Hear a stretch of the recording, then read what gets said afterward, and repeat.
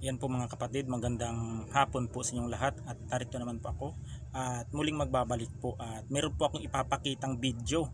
Ito po pasintabi po sa mga sa mga kumakain diyan. Yan, naway maging aral ito sa inyo mga kapatid na hindi lahat ng kinakain natin ay mabuti. Meron mabuti, meron ding masama, meron ding nakakahawa. Ito mga kapatid, yung sa isang pasyente ko kanina na galing sa ibang bansa.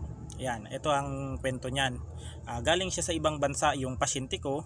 Tapos nung pag-uwi niya ng Pinas, pumunta siya sa kanyang sa kanyang partner. Yan. Nung time na pumupunta siya sa kanyang partner at mag-isang buwan na siguro siya doon, ang kanyang mga kapatid, yung kanyang yung kanyang sikmura niya mga kapatid ay sumasakit dito tsaka dito, parang gumagapang papunta dito. Nung time na mga kapatid, nung time na ginamot ko siya, kulam yung sanhi sa kanya. Nung pinagamot ko, pinasampa ko, hindi sumampa. Nung time na pasampayin ko siya, di pumasok yung gumagambala sa kanya, kaya kinalas ko. Dinaan ko sa isang royal tsaka isang lagyan ko ng langis at tsaka orasyon para masuka lahat. Yun mga kapatid ang pinagtaka ko, na mahigit kalahating oras siya na suka ng suka. Suka siya ng suka hanggang sa lumabas yung laway na hindi napuputol. Yung laway talagang hindi talaga talagang hindi napuputol, hindi na parang mahirap ipaliwanag mga kapatid, at tignan na lang ninyo yung video, talagang sensitibo. Naway maging aral po, naway maging aral po to sa inyo. Yan, lalong lalo na sa mga masisiba sa sa mga pagkain. Ito po mga kapatid ay maging aral ito, na sana mag-ingat din tayo para hindi tayo mahawaan ng pagkaaswang. Ayan, itong pasyente ko na galing sa ibang bansa ay nahawaan siya doon sa side ng sa side ng partner niya. Yan. Binigyan, kinulam pa siya, tapos nahawaan pa. Kaya hanggang sa namayat siya ng namayat yung pasyente ko na yun, sa awa ng Panginoon, at nailuwa niya yung mga nasa loob na napakain siguro sa kanya, o kung ano yung pamamaraan ng mga aswang na yan. Yan, at tignan ninyo mga kapatid. Pakishare na lang po ninyo ito para malaman at maging aware po yung iba, para magkaroon sila ng idea na totoo ang aswang. Totoong totoo mga kapatid. Ang dami ko nang naka-encounter niyan. Ang dami ko ring ginamot na mga ganyan, pero hindi ko pinopost. Na pagtanto ko na dapat ipopost ko to at ipaalam sa mga taong makakapanood nito na totoo ang aswang, at totoo yung hawa, totoo ang yanggaw. Ayan mga kapatid, kung nagustuhan ninyo ang video na ito, paki-share naman po para maging aware po yung iba at maging maingat po. Kasi sa panahon ngayon, di bali lang na malason ka magagamot, pero pag ikaw ay naaswang, pag ikaw ay nahawa ng aswang, ay iiwasan ka ng mga tao. Ito mga kapatid, at panoorin ninyo. Paki-share na lang kung nagustuhan. Ayan.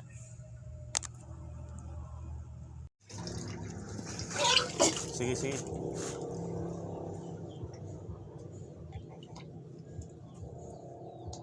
Sakit ka po mga sige.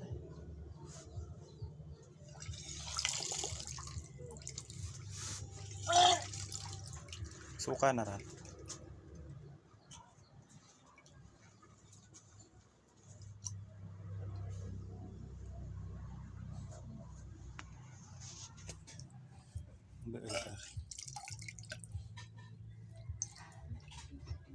Suka. Suka na ha. Huwag ka na. Okay lang.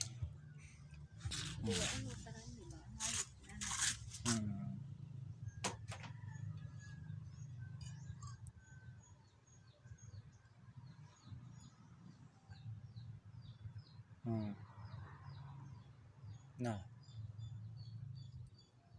Tapnan di mo kran. Tuntun. Ilang.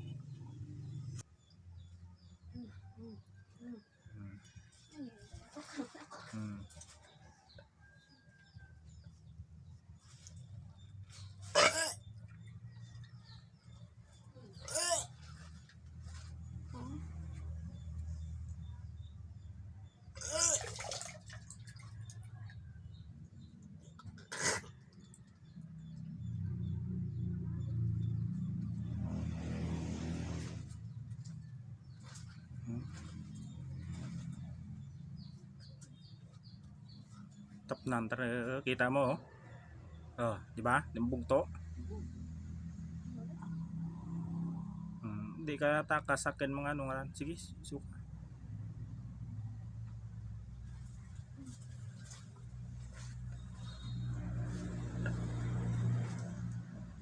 Sige.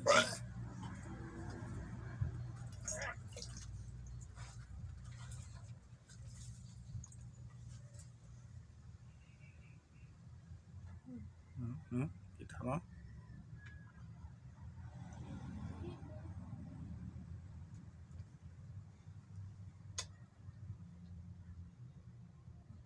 Ab.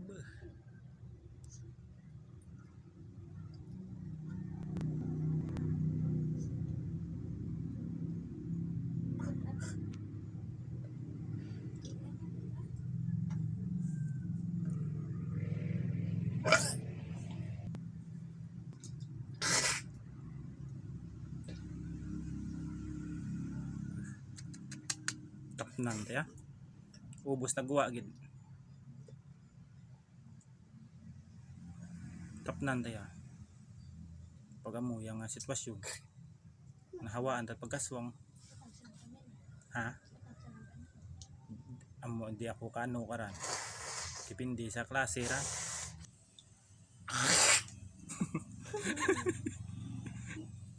Kahilit na yun.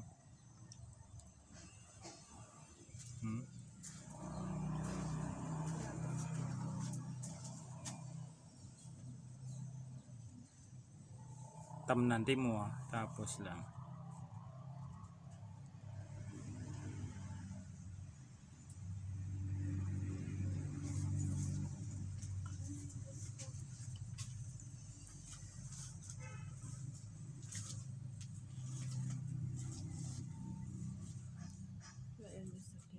Ha? Wala nagasakit?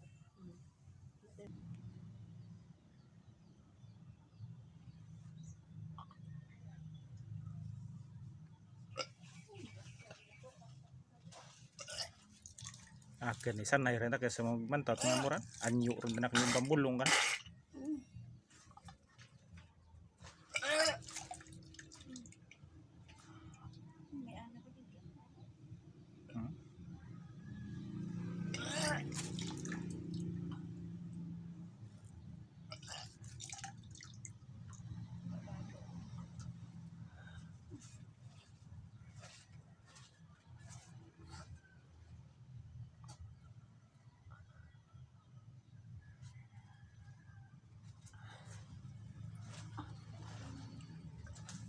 Kasi kung gumtok.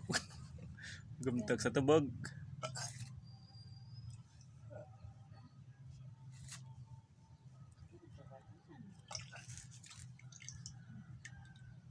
Sarig din siguro di magawa taran.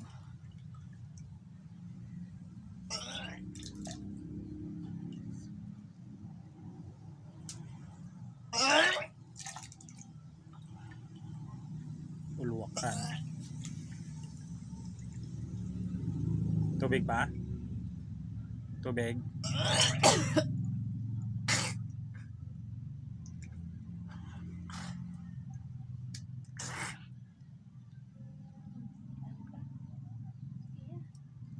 Okay.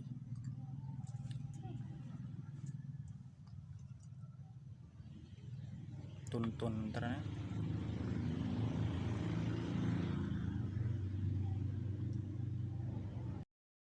Yan po mga kapatid, magandang umaga po sa inyong lahat. Pasintabi po sa mga kumakain dyan. Ito ay maging isang aral sa inyo na may isa akong pasyente dito na nagaling ibang bansa tapos umuwi dito. Tapos nung pumunta siya sa partner niya, pag uwi niya dito ay ganito yung nangyari sa kanya. Mga kapatid, yung laway niya ay hindi maputol-putol. Yan. Ito mga kapatid ay sign ito na hawaan ng pasintabi po sa kumakain. Yan po ay nasa sikmura nito. Ito yung ginamot ko siya sa pamamaraan ng pangpagamot, pangpasukan ng ng mga nahawaan. Ito yung nangyari sa kanya. Lumabas lahat at Sa Biyernes ulit ang ano niyan, balik. At saka baka babalik na rin siya sa ibang bansa kasi OFW ito, umuwi talaga para magpagamot. Ayan po mga kapatid, at hanggang dito na lang, at God bless us all.